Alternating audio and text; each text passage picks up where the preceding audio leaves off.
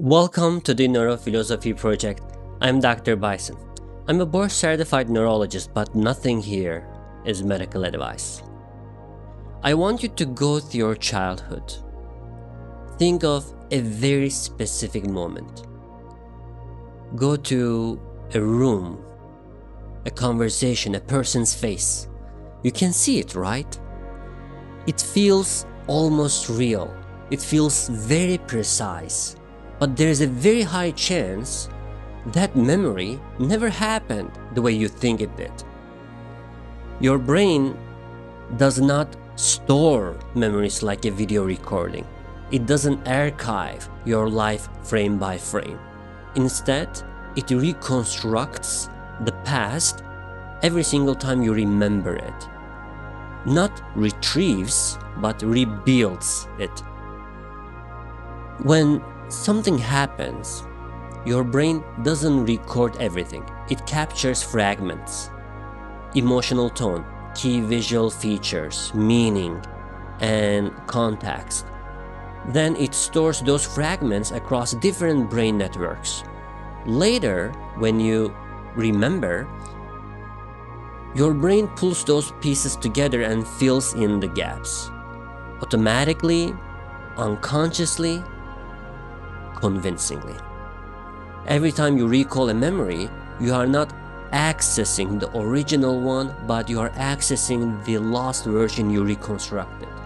And then you save it again. But this time again, it is slightly altered. This process is called reconsolidation. And I'll tell you what that means. It means your memories are not just inaccurate, they are constantly evolving. In neuroscience, we see that people can develop entirely false memories. People can remember getting lost in a mall as a child, conversations that were never spoken, events that were never happened, and they will defend those memories with absolute confidence. And I see that in my clinical practice, actually. Because to the brain, vividness feels like truth. Your brain is not designed to preserve the past. It is designed to help you navigate the future. That is brain's primary goal. Accuracy is secondary. Utility is primary. So your brain edits your memories to make them more coherent, more meaningful, and more useful for prediction. Even if that means distorting reality, the brain doesn't care. Emotion plays a massive role here. The more emotional an event is, the more confident you feel about the memory. But not necessarily more accurate though. In fact, emotional intensity often increases distortion. You don't remember what happened. You remember how it felt. In neurology, I see extreme versions of these.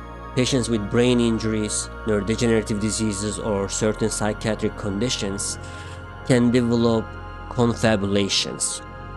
Detailed, confident memories that are completely false. Not lies, but constructions.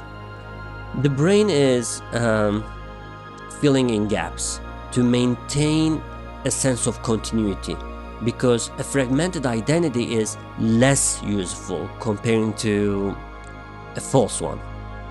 Now, here is where it gets deeper and darker. Your identity, who you think you are, is built on your memories, right?